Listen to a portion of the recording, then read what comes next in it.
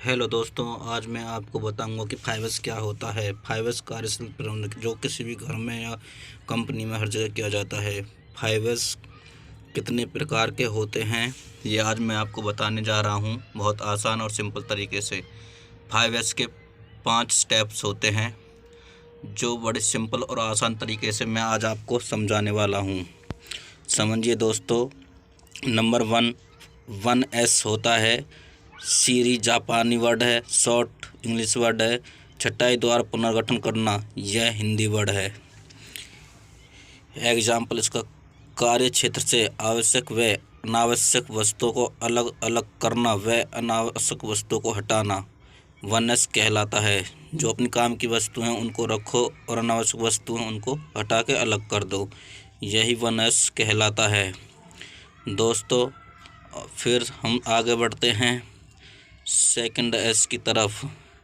Second and सिटोन, ये एक जापानी वर्ड है। Set in order English word है। सुव्यवस्था हिंदी वर्ड है। ये भी बहुत आसान और सिंपल तरीका में बताया गया है। इसका एग्जाम्पल जैसे कि प्रत्येक वस्तु के लिए जगह निर्धारित करना और वह उसी जगह पर रखना सिटोन कहलाता है।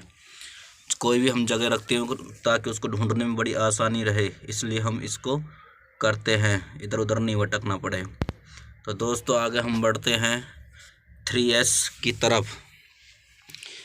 अब आप जानोगे कि 3S क्या होता है। बहुत ही सिंपल तरीके से मैं आपको बताने जा रहा हूँ कि 3S क्या होता है।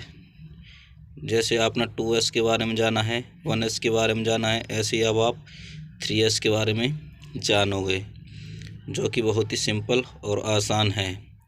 तो आओ दोस्तों मैं आपको बताता हूँ 3S क्या होता है। 3S शीशो जापानी वर्ड है। साइन इंग्लिश वर्ड है। स्वच्छता हिंदी वर्ड है। तो आओ इसका एग्जाम्पल मैं आपको बताता हूँ। कार्य क्षेत्र की अच्छी तरह सफाई करना और उसे स्वस्थ रखना शीशो कहलाता है। हमारा जो कार्य क्षेत्र जहाँ पर हम कार्य करते हैं वहाँ पर साफ सफाई रखना, गंदगी को बिल्कुल अलग कर देना, ये एक 5S का 3rd S है, जिसको हम स्वच्छता से जोड़ते हैं।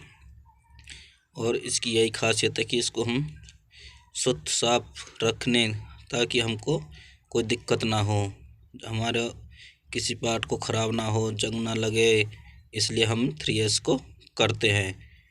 तो दोस्तों बड़े आसान तरीके से यह आपको बताया जा रहा है 5S के बारे में, जो कि बहुत ही सिंपल और आसान तरीका है। तो आइए दोस्तों अब आपको मैं बताता हूँ 4S के बारे में। 4S क्या है। शिकेत्सु, ये एक जापानी वर्ड है। स्टैंडर्डाइज इंग्लिश वर्ड है। मानकीकरण, यह एक हिंदी का वर्ड है। आओ इसके बारे में जानते हैं बहुत ही आसान तरीके से।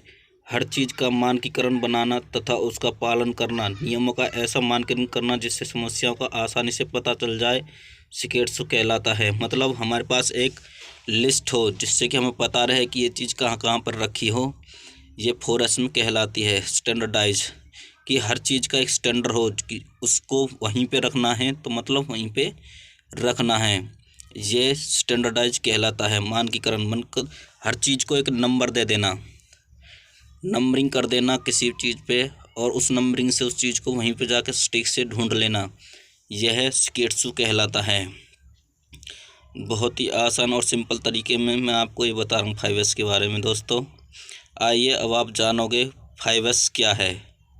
5वां S है शित्सुके, सस्टेन अनुशासन। आइए इसका एग्जाम्पल, प्रत्येक कार्य करते समय अनुशासन द्वारा नियमों का पालन करना व 5S के नियमों को एक आदत के तौर पर बनाए रखना शित्सुके कहलाता है। मतलब जो भी हमारे चारों S हैं उनको बनाए रखना 5वां S कहलाता है, अनुशासन कहलाता है। चारों एसओ को एकत्रित रखना और उनको एक आदत के तौर में डाल देना, जो हम जैसे 5S करते आए हैं, फर्स्ट सेकंड थर्ड फोर्थ, उनको उसी शेप में रखना, करना, स्वस्थ रखना, ये 5वें S का कार्य है। टोटली एग्जाम्पल, एक सिंपल सी भाषा में, हर वस्तु के लिए स्थान निश्चित हो और वह अपने स्थान पर रखी हो, 5S कहलाता है। मतलब जो भी कोई वस्तु है जिसका जहाँ पे एक बार शैतान ने बना दिया वो वहीं पर रखी हो और वहाँ से अलग ना हो, ये स्किट्स